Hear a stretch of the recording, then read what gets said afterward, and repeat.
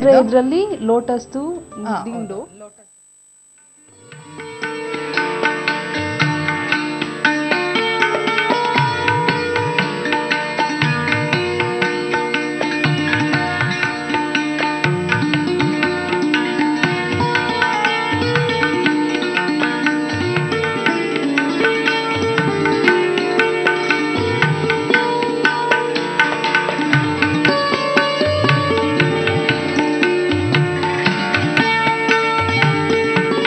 ವೀಕ್ಷಕರೇ ನಮಸ್ಕಾರ.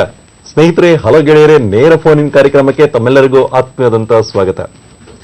ನಮ್ಮ ಭಾರತವನ್ನ, ಅದರಲ್ಲೂ ಕೂಡ ವಿಶ್ವದಲ್ಲೇ ಅತಿ ದೊಡ್ಡ ಪ್ರಜಾಪ್ರಭುತ್ವ ರಾಷ್ಟ್ರ ಅಂತ ನಾವು ಕರಿತೀವಿ.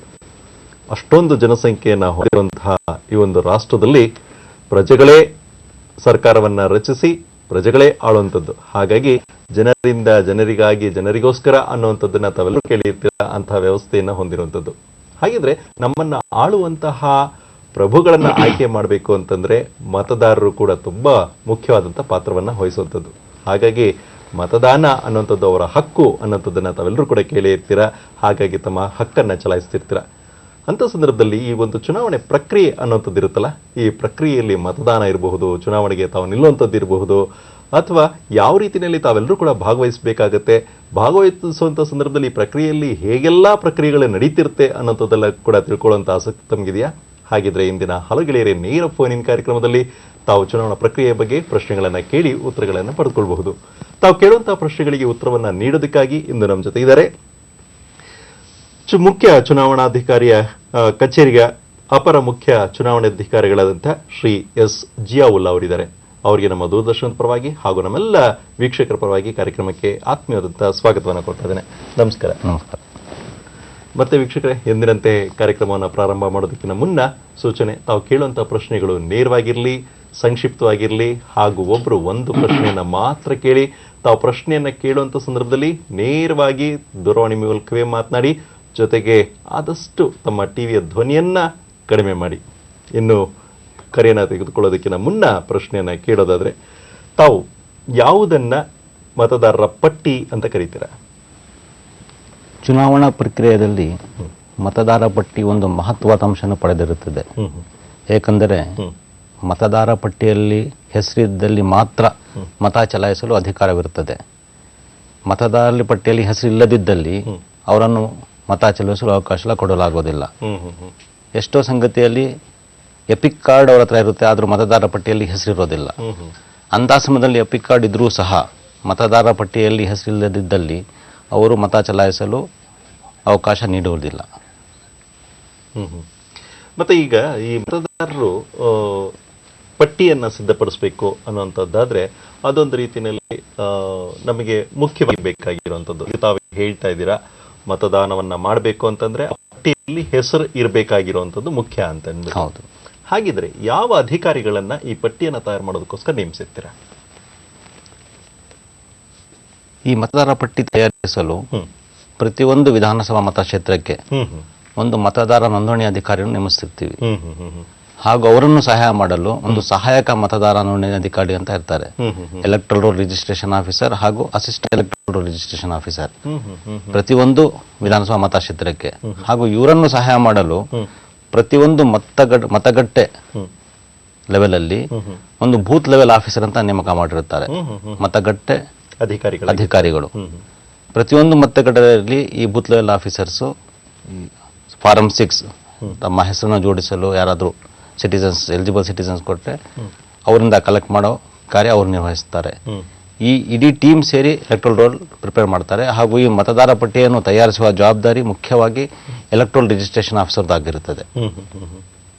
ಮತ್ತೆ ಈಗ ಇವರಿಗೆಲ್ಲ ಸಹಾಯ ಮಾಡೋದಕ್ಕೋಸ್ಕರ, ಯಾಕೆ ಅಂತಂದ್ರೆ ಎಲ್ಲರೂ ಕೂಡ ಅಧಿಕಾರಿಗಳು ಆಗಿದ್ರೂ ಕೂಡ ಈ ಒಂದು ಚುನಾವಣೆ ಪ್ರಕ್ರಿಯೆಯಲ್ಲಿ ಮತದಾರರ ಪಟ್ಟಿಯಲ್ಲಿ ಬೇರೆಯವರ ಸಹಾಯವನ್ನು ಪಡ್ಕೊಳ್ಳುವಂಥದ್ದು ಏನಾದ್ರು ಇರುತ್ತಾ, ಅಥವಾ ಕೇವಲ ಅಧಿಕಾರಿಗಳು ಮಾತ್ರ ಈ ಒಂದು ಪ್ರಕ್ರಿಯೆಯಲ್ಲಿ ಭಾಗವಹಿಸ್ತಾರೆ? ಹೌದು, ಇತ್ತೀಚಿನ ದಿನಗಳಲ್ಲಿ ಬಹಳ ಎನ್ ಜಿ ಒಗಳು ಕೋಆಪರೇಟ್ ಮಾಡ್ತಾ ಇದ್ದಾರೆ, ಸಹಕರಿಸ್ತಾ ಇದ್ದಾರೆ. ಫಾರಂ 6 ಕಲೆಕ್ಟ್ ಮಾಡ್ತಾ ಇದ್ದಾರೆ, ಪ್ರಚಾರ ಮಾಡ್ತಾ ಇದ್ದಾರೆ. ಅದರಿಂದ ಅವ್ರ ಸಹಾಯವನ್ನು ಕೂಡ ಪಡೆದುಕೊಂಡು ಪ್ರತಿಯೊಂದು ಮತಕ್ಷೇತ್ರದಲ್ಲಿ ಬೂತ್ ಲೆವೆಲ್ ಆಫೀಸರ್ ಇರೋದ್ರಿಂದ ಪ್ರತಿಯೊಂದು ಮತಗಟ್ಟೆಯಲ್ಲಿ, ಪ್ರತಿಯೊಂದು ಮತಗಟ್ಟೆ ಅಂದ್ರೆ ರೂರಲ್ ಏರಿಯಾದಲ್ಲಿ 1200 ಮತದಾರ ಮಾತ್ರ ಇರ್ತಾರೆ. ಹಾಗೂ ಅರ್ಬನ್ ಏರಿಯಾದಲ್ಲಿ ಸಿಟೀಸ್ ಇದ್ರೆ ಅಲ್ಲಿ 1400 ಮತದಾರರು ಮ್ಯಾಕ್ಸಿಮಮ್ ಇರ್ತಾರೆ. ಅದಕ್ಕಿಂತ ಜಾಸ್ತಿ ಮತದಾರರು ಒಂದು ಮತಗಟ್ಟೆಯಲ್ಲಿ ಇರೋದಿಲ್ಲ. ಸೊ ಈ 1200 ಮತದಾರರಿಗೆ ಎನ್ರೋಲ್ ಮಾಡಿಸಕ್ಕೆ ಆಲ್ರೆಡಿ ಎನ್ರೋಲ್ ಆಗಿರ್ತಾರೆ. ಒಂದು ಮತಗಟ್ಟೆಯಲ್ಲಿ 1000 ಜನ ಇದ್ರೆ ಅಡಿಷನ್ಸ್ 10% ಆಗ್ಬೋದು, 15% ಆಗ್ಬೋದು. ಈ ಅಡಿಷನ್ಸ್ ಮಾಡೋಕ್ಕೆ ಈ NGOs ಕೂಡ ಸಹಾಯ ಪಡಿತೀವಿ ನಾವು. ಅವರು ಸಹಾಯ ಮಾಡ್ಬೋದು, ಬೇರೆ ವ್ಯಕ್ತಿಗಳು ಸಹಾಯ ಮಾಡ್ಬೋದು, ಹಾಗೂ ಪೊಲಿಟಿಕಲ್ ಪಾರ್ಟೀಸು ಕೂಡ ಸಹಾಯ ಮಾಡ್ತಾರೆ. ಈವನ್ ಪೊಲಿಟಿಕಲ್ ಪಾರ್ಟೀಸ್ಗೂ ಅವಕಾಶ ಇದೆ.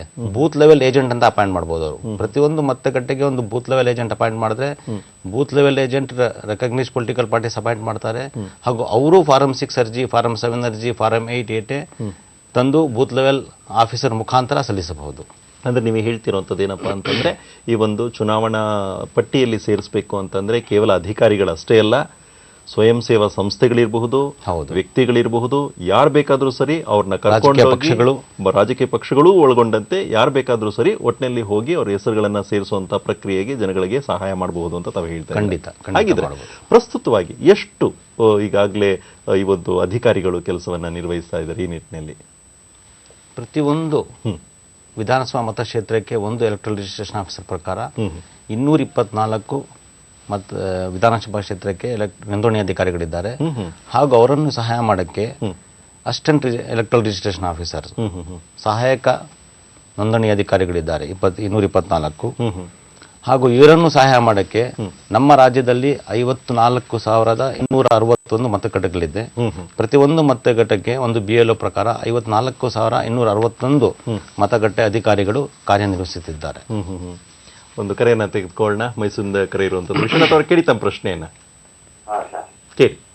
ಹಲೋ ಹಲೋ ಹಲೋ ಸರ್, ಕೇಳಿಸ್ತಾ ಇದೆಯಾ? ಕೇಳಿಸ್ತಾ ಇದೆ. ಪ್ರಶ್ನೆ ಕೇಳಿ. ಪ್ರಶ್ನೆ ಬಂದು, ಇವಾಗ ಸೆನ್ಸಸ್ ಮಾಡ್ತಾರಲ್ಲ ಸರ್, ಮನೆಗೂ ಹೋಗಿ ಸೆನ್ಸಸ್ ಮಾಡ್ಬೇಕಾದ್ರೆ ಏನ್ ಮಾಡ್ತಾರೆ ಅಂದ್ರೆ, ಕೆಲವೊಂದು ಏರಿಯಾದಲ್ಲಿ ಒಂದು 20 ಮನೆ ಒಂದು ವಟಾರ ಇರುತ್ತೆ. ಆ ವಟಾರದಲ್ಲಿ ಫಸ್ಟ್ ಮನೆ ಮಾತ್ರ ಬರೀತಾರೆ ಸೆನ್ಸಸ್ ಅಲ್ಲಿ. ಇನ್ನು ಹಿಂದ್ಗಡೆ ಮುಂದ್ಗಡೆ ಎಲ್ಲ ಇರೋ ನಂಬರ್ ಎಲ್ಲ ಬರೆಯೋದೇ ಇಲ್ಲ. ಕೆಲವೊಂದು ಆ ಫೋಟೋಗಳು ಇರ್ತಾರೆ, ಸತ್ತೋಗಿರೋದು ಇರ್ತದೆ, ಸತ್ತೋರು ಬದುಕಿರ್ತಾರೆ, ಬದುಕಿರೋರು ಸತ್ತಿರ್ತಾರೆ. ಉತ್ತರ ನೀಡ್ತಾರೆ. ಪ್ರಶ್ನೆ ಅವರು ಕೇಳ್ತಿರೋಂಥ ಪ್ರಶ್ನೆ ಏನಪ್ಪಾ ಅಂತಂದ್ರೆ, ಒಂದು ಮನೆಗೆ ಹೋದ ನಂತರ ಅಲ್ಲಿ ಮುಂದೆ ಕಾಣಿಸುವಂತ ಮನೆಗಳಲ್ಲಿರುವಂತವ್ರ ಹೆಸರು ಮಾತ್ರ ಬರ್ಕೊಂಡು ಹೋಗ್ತಾರೆ, ಹಿಂದೆಗಡೆ ಇರ್ತಾರೆ, ಆದ್ರೆ ಅವ್ರ ಹೆಸರು ಬಿಟ್ಬಿಟ್ಟಿರ್ತಾರೆ ಅಂತ ಹೇಳ್ತಾರೆ.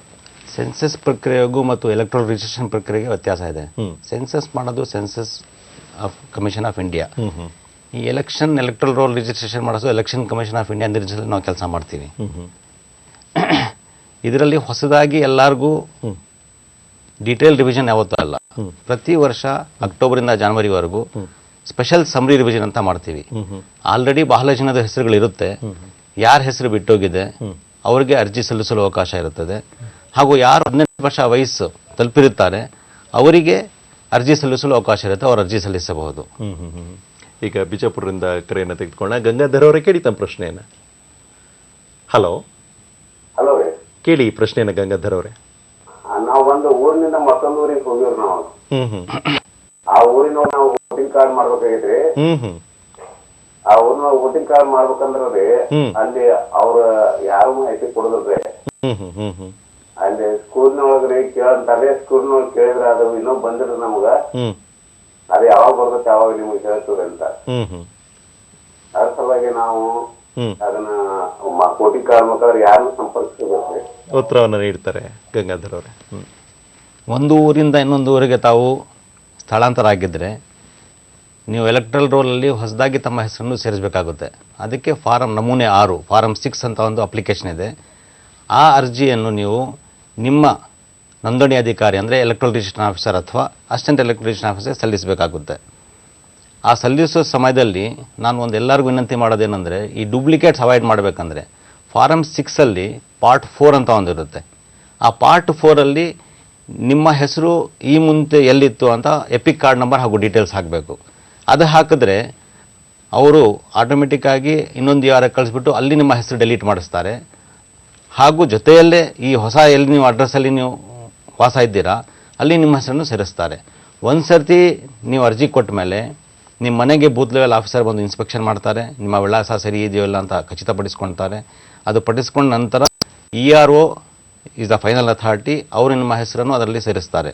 ಒಂದು ಸರ್ತಿ ಎಲೆಕ್ಟ್ರಲ್ ರೋಲಲ್ಲಿ ಹೆಸರು ಬಂದ ಮೇಲೆ ಫೈನಲಿ ನಿಮಗೆ ಎಪಿಕ್ ಕಾರ್ಡನ್ನು ಕೊಡಲಾಗುವುದು. ಅದು ಪ್ರಕ್ರಿಯೆ. ಮುಂದಿನ ಕರೆಯನ್ನು ತೆಗೆದುಕೊಳ್ಳೋಣ. ನಂಜನಗೂಡಿಂದ ಕರೆ ಇರುವಂತದ್ದು ರೇವಣ್ಣ ಅವರೇ, ಕೇಳಿ ತಮ್ಮ ಪ್ರಶ್ನೆಯನ್ನ. ರೇವಣ್ಣ ಅವರೇ, ಕೇಳಿ ತಮ್ಮ ಪ್ರಶ್ನೆ. ಸರ್ ಈಗ ನಮ್ದು ಆಲ್ರೆಡಿ ಸಂತೆ ಮರಳಿ ಕ್ಷೇತ್ರದ ಮೊದಲಿತ್ತು ಸರ್ ನಮ್ದು. ಹಾ ದಯವಿಟ್ಟು ರೇವಣ್ಣ ಅವರೇ ತಮ್ಮ ಟಿವಿಯ ಧ್ವನಿಯನ್ನ ಕಡಿಮೆ ಮಾಡಿ ನೇರವಾಗಿ ದೂರವಾಣಿ ಮೂಲಕ ಮಾತಾಡಿ. ಸರ್ ನಮ್ದು ಸಂತೆ ಮರಳಿ ಕ್ಷೇತ್ರದಿಂದ ಇತ್ತು ಮೊದಲೆಲ್ಲ.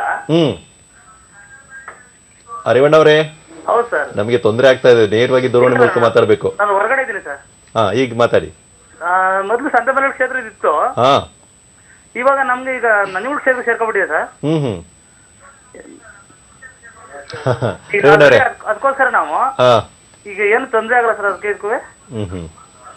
ಈಗ ಅವರು ಒಂದು ಕ್ಷೇತ್ರದಲ್ಲಿ ಇದ್ದಾರೆ, ಮತ್ತೊಂದು ಕ್ಷೇತ್ರಕ್ಕೆ ಹೋಗಿದ್ದಾರೆ, ಹಾಗಾಗಿ ಏನು ತೊಂದರೆ ಇಲ್ಲ. ಕ್ಷೇತ್ರಕ್ಕೆ ಹೋಗಿದ್ದಾರೆ, ಎಲ್ಲ ರಿಆರ್ಗನೇಷನ್ ಅಲ್ಲಿ ಅವರು ಪೋಲಿಂಗ್ ಸ್ಟೇಷನ್. ಈಗ ರೇವಣ್ಣ ಅವರೇ, ಅವರ ಕರೆ ಇದಾಗಿದೆ. ಆದ್ರೂ ಕೂಡ ನಾವು ಹೇಳುವಂಥದ್ದು, ಈಗ ಒಂದು ಕ್ಷೇತ್ರದಿಂದ ಮತ್ತೊಂದು ಕ್ಷೇತ್ರಕ್ಕೆ ಹೋಗಿರ್ತಾರೆ, ಅಂತ ಸಂದರ್ಭದಲ್ಲಿ ಅವರು ಮತದಾನವನ್ನ ಎಲ್ಲಿ ಇರುತ್ತೋ ಅಲ್ಲಿ ಮಾತ್ರ ಮಾಡುವಂಥದ್ದಕ್ಕೆ ಅವ್ರಿಗೆ ಹಕ್ಕಿರುತ್ತೆ. ಒಂದು ಮತಕ್ಷೇತ್ರದಿಂದ ಇನ್ನೊಂದು ಮತಕ್ಷೇತ್ರಕ್ಕೆ ಸ್ಥಳಾಂತರಿಸಿದರೆ ಇಲ್ಲ ಶಿಫ್ಟ್ ಆಗ್ತಾರೆ. ಅವರು ಶಿಫ್ಟ್ ಆದ್ರೆ ನಮ್ಮ ಅಧಿಕಾರಿಗಳಿಗೆ ಅವರು ಶಿಫ್ಟ್ ಆಗಿರೋ ಬಗ್ಗೆ ಮಾಹಿತಿ ಇರಲ್ಲ. ಆ ಕಾರಣಕ್ಕೆ ಅವರು ಫಾರಂ 6 ತುಂಬಿ ನಮೂನೆ ಅರ್ಜಿ ಸಲ್ಲಿಸಬೇಕು. ನಾನು ಆವಾಗ ಹೇಳಿದಲ್ಲ ಅದೇ. ಆ ಫಾರಂ 6 ಅಲ್ಲಿ ಅವ್ರ ಡೀಟೇಲ್ ಎಲ್ಲ ಹಾಕಿ ಈಗಿರೋ ಅಡ್ರೆಸ್ ವಿಳಾಸವನ್ನು ನಮೂದಿಸಿ ಅವರ ಹೆಸರು ನಮೂದಿಸಿ ಸಿಂಪಲ್ ಆಗಿ ಅಪ್ಲಿಕೇಶನ್ ಇರುತ್ತೆ ಫಾರಂ 6. ಪಾರ್ಟ್ 4 ಅಲ್ಲಿ ನನ್ನ ಹೆಸರು ಈ ಹಿಂದೆ ಇಂಥ ಮತಕ್ಷೇತ್ರದಲ್ಲಿತ್ತು ಹಾಗೂ ನನ್ನ ಎಪಿಕ್ ಕಾರ್ಡ್ ನಂಬರ್ ಇದು ಅಂತ ಕೊಟ್ಟಿದ್ದ ಪಕ್ಷದಲ್ಲಿ ಅವರಿಗೆ ಹೊಸ ವಿಳಾಸದಲ್ಲಿ ಅವ್ರನ್ನ ನೋಂದಣಿ ಮಾಡುತ್ತಾರೆ. ಹಾಗೂ ಹಳೆಯ ವಿಳಾಸದಲ್ಲಿ ಆ ERO ಇಂಟಿಮೇಷನ್ ಕೊಟ್ಟು ಅಲ್ಲಿಂದ ಹೆಸರು ಡಿಲೀಟ್ ಮಾಡಿಸ್ತೀವಿ. ಈ ಪಾರ್ಟ್ 4 ತುಂಬಿಲ್ಲ ಅಂದ್ರೆ ಅಲ್ಲೂ ಹೆಸರು ಉಳ್ಕೊಳುತ್ತೆ, ಇಲ್ಲೂ ಹೆಸರು ಬಂದ್ಬಿಡುತ್ತೆ. ಸೊ ಡೂಪ್ಲಿಕೇಟ್ ಆಗೋ ಸಾಧ್ಯತೆಗಳಿದೆ. ಅದಕ್ಕೆ ನಾನು ಎಲ್ಲಾ ಮತದಾರರಲ್ಲಿ ಒಂದು ವಿನಂತಿ ಮಾಡೋದೇನೆಂದ್ರೆ, ನೀವು ಹೊಸದಾಗಿ ಹೆಸರು ಸೇರಿಸ್ತಾ ಇದ್ರೆ 18 ವರ್ಷದವ್ರು ಇದ್ರೆ ಆ ಪ್ರಸಂಗ ಬರಲ್ಲ. ಯಾಕಂದ್ರೆ 18 ವರ್ಷದವರು ಮೊದಲನೇ ಬಾರಿಗೆ ಅವ್ರ ಹೆಸರು ಸೇರಿಸ್ತಾರೆ. ಪಾರ್ಟ್ 4 ಅಲ್ಲಿ ಮೊದಲನ ಹೆಸರು ಎಲ್ಲೂ ಇರಲ್ಲ ಅಂತ ಅವರು ಡಿಕ್ಲರೇಷನ್ ಕೊಡ್ಬೋದು. ಆದ್ರೂ 50 ವರ್ಷ 40 ವರ್ಷ 35 ವರ್ಷ ಆಗಿರೋರು ಎಲ್ಲಾದ್ರೂ ಒಂದ್ ಕಡೆ ನೋಂದಣಿ ಆಗಿರ್ತಾರೆ. ಅವರು ಆ ಪಾರ್ಟ್ 4 ಅಲ್ಲಿ ಡೀಟೇಲ್ಸ್ ಕೊಟ್ರೆ ಅಲ್ಲಿ ಅವ್ರ ಹೆಸರು ಡೆಲೀಟ್ ಆಗುತ್ತೆ, ಡೂಪ್ಲಿಕೇಟ್ಸ್ ಕಡಿಮೆ ಆಗುತ್ತೆ. ಮುಂದಿನ ಕರೆಯನ್ನ ತೆಗೆದುಕೊಳ್ಳೋಣ. ಗೋವಿಂದರಾಜನಗರದಿಂದ ಕರೆ ಇರುವಂತದ್ದು ವೆಂಕಟೇಶ್ ಯಾದವ್ ಅವರು, ಕೇಳಿ ತಮ್ಮ ಪ್ರಶ್ನೆಯನ್ನ. ಸರ್ ನಮಸ್ತೆ. ನಮಸ್ಕಾರ, ಕೇಳಿ. ಸರ್ ಇದು ಡಿಸೆಂಬರ್ 6ನೇ ತಾರೀಕು ತನಕ ಬೆಂಗಳೂರು ನಗರದ ಮತದಾರರ ಪರಿಷ್ಕರಣಾ ಪಟ್ಟಿ ನಡೀತು. ಸರಿ. ಈ ಸಮಯದಲ್ಲಿ ನಾವು ಆನ್ಲೈನ್ ಅಲ್ಲಿ ಇದನ್ನ ನಮ್ದು ವೋಟರ್ ಲಿಸ್ಟ್ ನ ಸೇರ್ಪಡೆ ಮಾಡಿದ್ವಿ. ಮತ್ತೆ ಅದನ್ನ ನಾವು ಬಸವೇಶ್ವರದಲ್ಲಿ BBMP ಕಚೇರಿಗೆ ತಗೊಂಡೋಗಿ ಅದು ಲಿಸ್ಟ್ ಕೊಟ್ಟಿದ್ವಿ. ಇದು ಜನವರಿ 6ಕ್ಕೆ ಅದು ಪರಿಷ್ಕರಣಾ ಪಟ್ಟಿ ಬಿಡುಗಡೆ ಮಾಡ್ತೀವಿ ಅಂತ ಹೇಳಿದ್ರು. ಅದು ಇಲ್ಲಿ ತನಕ ಬಿಡುಗಡೆ ಆಗಿಲ್ಲ. ಅದ್ರ ಬಗ್ಗೆ ಮಾಹಿತಿ ಬೇಕಿತ್ತು. ಅದ್ರ ದಿನಾಂಕ ಹೇಳ್ತಾರೆ ಹಾಗಾದ್ರೆ. ತಾವು ಕರೆಕ್ಟಾಗಿ ಪ್ರಶ್ನೆ ಕೇಳಿದ್ದೀರಾ. ಜಾನ್ವರಿ 6ರಂದು ಫೈನಲ್ ರೋಲ್ ಪಬ್ಲಿಷ್ ಎಲೆಕ್ಟ್ರೋಲ್ ಮಾಡಬೇಕಾಗಿತ್ತು. ಮತದಾರರ ಪಟ್ಟಿಯನ್ನು ಫೈನಲ್ ಆಗಿ ಪಬ್ಲಿಷ್ ಮಾಡಬೇಕಾಗಿತ್ತು. ನಾವು ಎಲೆಕ್ಷನ್ ಕಮಿಷನ್ಗೆ ಅದು ರೋಲ್ ಪಬ್ಲಿಷ್ ಮಾಡೋ ಮುಂಚೆ ಪರ್ಮಿಷನ್ ತಗೊಳ್ಬೇಕು.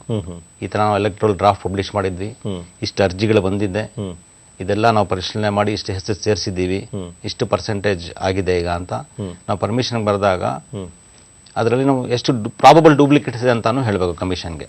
ಪ್ರಾಬಬಲ್ ಡೂಪ್ಲಿಕೇಟ್ಸ್ ಅಂದ್ರೆ ಅವರ ಹೆಸರು ಸೇಮ್ ಇರುತ್ತೆ, ಹಾಗೂ ಅವ್ರ ತಂದೆ ಹೆಸರು ಅದೇ ಇರುತ್ತೆ, ವಯಸ್ಸಿನಲ್ಲಿ 5 ವರ್ಷದ ವ್ಯತ್ಯಾಸಗಳಿರುತ್ತೆ. ಇಂಥ ಪ್ರಾಬಬಲ್ ಡೂಪ್ಲಿಕೇಟ್ಸು ರೋಲಲ್ಲಿತ್ತು. ಆ ಕಾರಣಕ್ಕೆ ಎಲೆಕ್ಷನ್ ಕಮಿಷನ್ ಅವರು ಈ ಪ್ರಾಬಬಲ್ ಡೂಪ್ಲಿಕೇಟ್ಸ್ ಇನ್ನೊಂದ್ಸತಿ ವೆರಿಫೈ ಮಾಡಿ ಎಷ್ಟು ಡೂಪ್ಲಿಕೇಟ್ಸ್ ಅದನ್ನು ಡೆಲೀಟ್ ಮಾಡಿ ಮೊದಲು. ಅದಕ್ಕೆ ನಾವು ನಿಮಗೆ ಸಮಯಾವಕಾಶ ಕೊಡ್ತೀವಿ. ಈ ಡೆಲೀಟ್ ಮಾಡಿದ ನಂತರ ನೀವು ಫೈನಲ್ ರೋಲ್ ಪಬ್ಲಿಷ್ ಮಾಡಿ ಅಂತ ಇವಾಗ ಹೇಳಿದ್ದಾರೆ. ಹಾಗಾಗಿ ನಾವು 31ನೇ ಜಾನ್ವರಿಗೆ ನಾವು ಫೈನಲ್ ರೋಲ್ ಪಬ್ಲಿಷ್ ಮಾಡ್ತೀವಿ. ಜಾನ್ವರಿ 6ನೇ ತಾರೀಕು ಬದಲು 31ನೇ ಜಾನ್ವರಿಗೆ ನಾವು ರೋಲ್ ಪಬ್ಲಿಷ್ ಮಾಡ್ತೀವಿ. ಅಂದ್ರೆ ಜನವರಿ 31ನೇ ತಾರೀಕು ಅವರ ಫೈನಲ್ ರೋಲ್ ಪಬ್ಲಿಷ್ ಆಗುತ್ತೆ. ಅವರ ಹೆಸರು ಪಟ್ಟಿಯಲ್ಲಿ ಇದೆಯಾ ಇಲ್ವಾ ಅನ್ನೋದನ್ನ ಅವರು ನೋಡಬಹುದು. ಹೌದು, ಖಂಡಿತ. ಹಾಗಿದ್ರೆ ಈಗ ನೀವು ಹೇಳ್ತಾ ಇದ್ದೀರಾ, ಒಂದು ಏನಂತಂದ್ರೆ ಅವ್ರ ಹೆಸರನ್ನ ಸೇರಿಸ್ಕೊಳ್ಬೇಕು ಅನ್ನುವಂಥದ್ದಾದ್ರೆ ಈ ರೀತಿಯಲ್ಲಿ ಅವ್ರು ಬರಬೇಕಾಗುತ್ತೆ ಅಂತ ಅಂದ್ಬಿಟ್ಟು, ನೀವು ಅವ್ರ ಹತ್ರ ಹೋಗುವಂತ ಪರಿಸ್ಥಿತಿ ಏನಾದರೂ ಇದೆಯಾ ಹೇಗೆ ಅಂತ? ಹೆಸರನ್ನ ನೋಂದಣಿ ಮಾಡ್ಕೊಳ್ಬೇಕು ಅನ್ನೋದಾದ್ರೆ ಜನಗಳು ನಿಮ್ಮ ಹತ್ರ ಬರಬೇಕಾಗತ್ತೆ, ಅರ್ಜಿಯನ್ನು ತುಂಬಬೇಕಾಗತ್ತೆ, ಅರ್ಜಿಯನ್ನು ನೀಡಬೇಕಾಗತ್ತೆ. ಡೀಟೇಲ್ಡ್ ರಿವಿಷನ್ ಮಾಡ್ತಾರೆ. ಡೀಟೇಲ್ ಮಾಡಿದಾಗ ಸೆನ್ಸಸ್ ಮಾಡ್ದಂಗೆ ಪ್ರತಿಯೊಂದು ಮನೆಗೆ ಹೋಗಿ ಮಾಡ್ತೀವಿ. ಆ ಡೀಟೇಲ್ ರಿವಿಷನ್ ಯಾವತ್ತೂ ಆಗಿಲ್ಲ ಬಹಳ ವರ್ಷದಿಂದ. ಕಮಿಷನ್ ಪರ್ಮಿಷನ್ ಕೊಡ್ಬೇಕು ಅದಕ್ಕೆ. ಅದು ಯಾಕೆ ಮಾಡ್ತಾ ಇಲ್ಲ ಅಂದ್ರೆ ಕಾರಣ, ನಮ್ಮ ಜನಸಂಖ್ಯೆ ಆಧಾರದ ಮೇಲೆ ಒಂದು ಲೆಕ್ಕ ಹಾಕಿದ್ರೆ 18 ವರ್ಷದ ಮೇಲ್ಪಟ್ಟು ಜನಸಂಖ್ಯೆ ಎಷ್ಟಿದೆ ಅಂತ 71% 18 ವರ್ಷದಿಂದ ಮೇಲ್ಪಟ್ಟು ಜನಸಂಖ್ಯೆ ಇರ್ತಾರೆ. ಸೊ ನಮ್ಮ ಎಲೆಕ್ಟ್ರಲ್ ರೋಲಲ್ಲಿ ಜನಸಂಖ್ಯೆ ಆಧಾರದ ಮೇಲೆ 71% ತಲುಪಿದ್ರೆ ನಾವೆಲ್ಲರಿಗೂ ಕವರ್ ಮಾಡಿದ್ದೀವಿ ಅಂತ ಅರ್ಥ. ಈಗ ಆಲ್ರೆಡಿ ನಾವು 69.68% ಕವರ್ ಮಾಡಿದ್ದೀವಿ. ಆದುದರಿಂದ ಉಳಿದಿರೋದು 2%ಗೆ ಮನೆ ಮಾಡೋದು ಅವಶ್ಯಕತೆ ಇಲ್ಲ ಅಂತ ತಿಳಿದುಕೊಂಡು ಕಮಿಷನ್ ಅವರು ಇನ್ನೂ ಪರ್ಮಿಷನ್ ಕೊಟ್ಟಿಲ್ಲ. ಅದಕ್ಕೆ ಸಮ್ರಿ ರಿವಿಷನ್ ಮಾಡ್ತೀವಿ. ಸಮ್ರಿ ರಿವಿಷನ್ ಅಕ್ಟೋಬರಿಂದ ಜಾನ್ವರಿವರೆಗೂ ಮಾಡ್ತೀವಿ. ಸಮ್ರಿ ರಿವಿಷನ್ ಮಾಡಿದಾಗ ಪ್ರತಿಯೊಂದು ಮತಗಟ್ಟೆಯಲ್ಲಿ ಬೂತ್ ಲೆವೆಲ್ ಆಫೀಸರ್ಸು ಪ್ರತಿ ದಿವಸ ಅಲ್ಲೇ ಇದ್ದು ಬಿಟ್ಟು ಅಪ್ಲಿಕೇಶನ್ ಕೊಡ್ತಾರೆ ಹಾಗೂ ಅಪ್ಲಿಕೇಶನ್ ರಿಸೀವ್ ಮಾಡ್ತಾರೆ.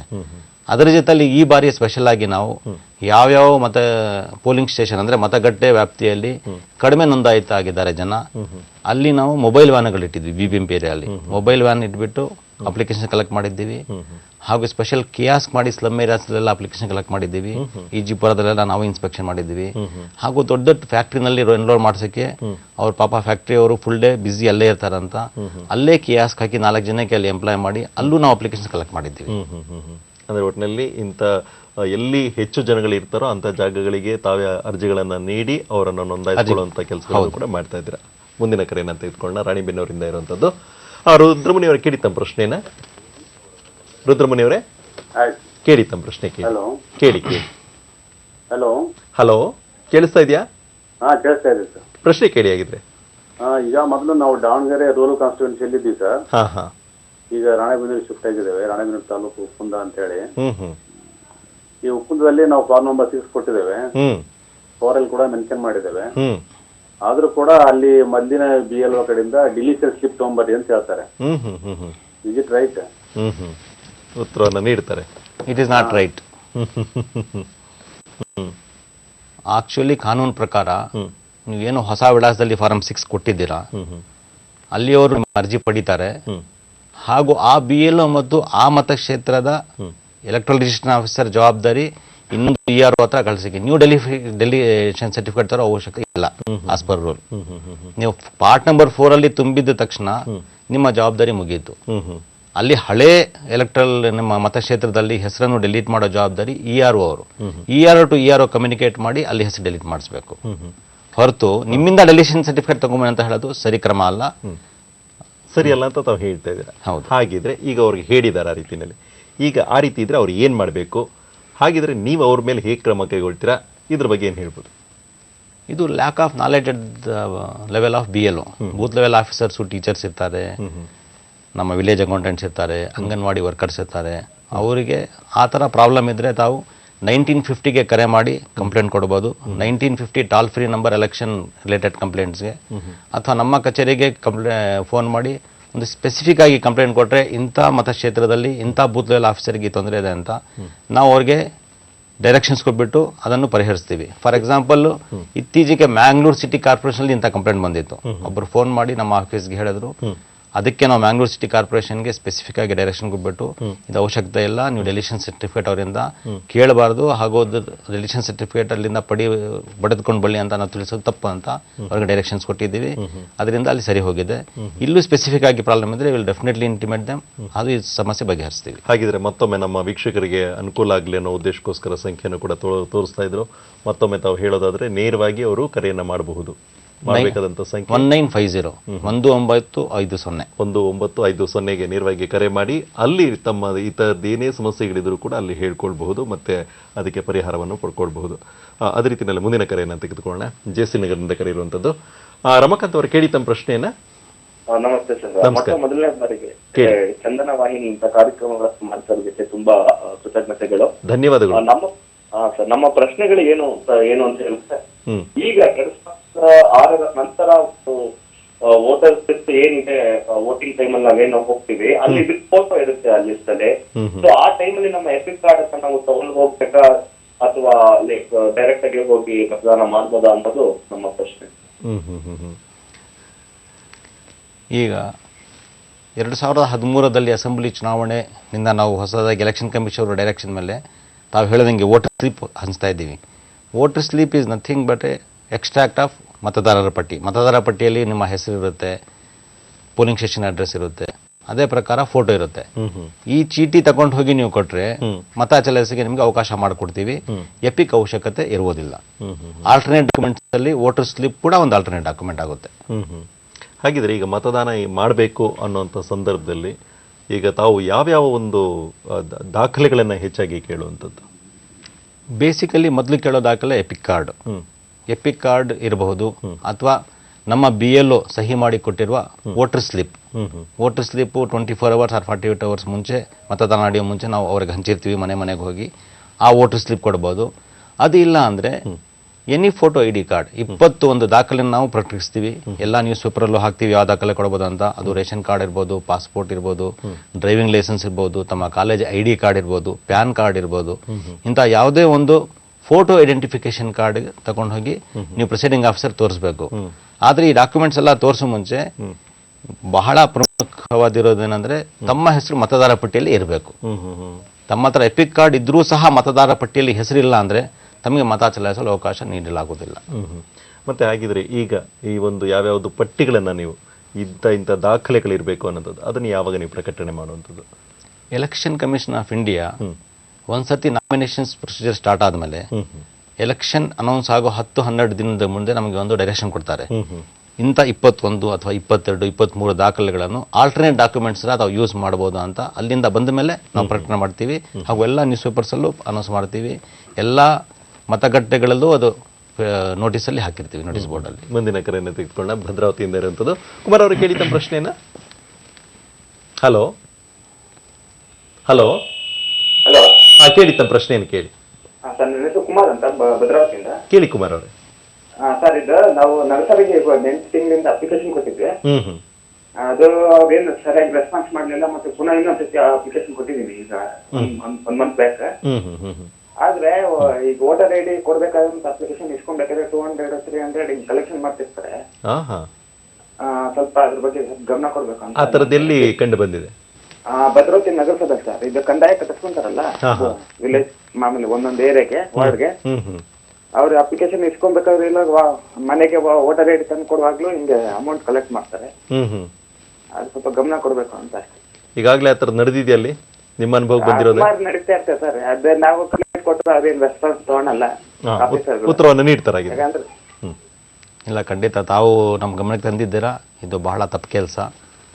ವೋಟರ್ ID ಕೊಡೋಕ್ಕೆ ಆಗಲಿ ಅಥವಾ ನಿಮ್ಮ ಮತದಾರ ಪಟ್ಟಿಯಲ್ಲಿ ಹೆಸರು ಆಗಲಿ ಈ ಥರ ದುಡ್ಡು ಪಡೆಯೋದು ಭಾಳ ತಪ್ಪು ನಮ್ಮ ಅಧಿಕಾರಿಗಳಿಂದ. ತಾವು ಭದ್ರಾವತಿ CC ಬಗ್ಗೆ ಸ್ಪೆಸಿಫಿಕ್ ಆಗಿ ಹೇಳಿದ್ದ, ನಾವು ಖಂಡಿತ ಇದನ್ನು ಮಾತಾಡಿ ಅವರಿಗೆ ಪರಿಶೀಲನೆ ಮಾಡ್ತೀವಿ. ಹಾಗೂ ಯಾವುದೇ ಹಣ ಕೊಡೋ ಅವಶ್ಯಕತೆ ಇಲ್ಲ. ತಾವು ಫಸ್ಟ್ ಏನಂದರೆ ಅಪ್ಲಿಕೇಶನ್ ಕೊಡುವಾಗ ಎಪಿಕ್ ಕಾರ್ಡ್ ತಗೊಳಕ್ಕೆ ಅಪ್ಲಿಕೇಶನ್ ಕೊಡೋದಲ್ಲ, ಮತದಾರರ ಪಟ್ಟಿಯಲ್ಲಿ ಹೆಸರು ಸೇರ್ಸೋಕ್ಕೆ ಅಪ್ಲಿಕೇಶನ್ ಕೊಡೋದು. ಒಂದ್ಸತಿ ಮತದಾರರ ಪಟ್ಟಿಯಲ್ಲಿ ಹೆಸರು ಬಂದ ಮೇಲೆ ಆಟೋಮೆಟಿಕ್ ಆಗಿ ಎಪಿಕ್ ಕಾರ್ಡ್ ಇಶ್ಯೂ ಆಗುತ್ತೆ. ಹಾಗೂ ಇದ್ರ ಬಗ್ಗೆ ಭದ್ರಾವತಿ CMCಗೆ ನಾವು ಖಂಡಿತ ಕ್ರಮ ಜರುಗಿಸ್ತೀವಿ. ಮುಂದಿನ ಕರೆ ಯಾದಗಿರಿಯಿಂದ ಇರುವಂಥದ್ದು ಸುರೇಶ್ ಸಜ್ಜನ್ ಅವರು, ಕೇಳಿ ತಮ್ಮ ಪ್ರಶ್ನೆಯನ್ನ. ನಿಮ್ಮ ಒಂದು ಈಗ ಚುನಾವಣೆಯಲ್ಲಿ ಎಲ್ಲಾ ಕಡೆ ನಮ್ಮ ಭಾರತದಲ್ಲಿ ಎಲ್ಲಾ ವಿಷಯದಲ್ಲಿ ಭ್ರಷ್ಟಾಚಾರ ಬಳದ.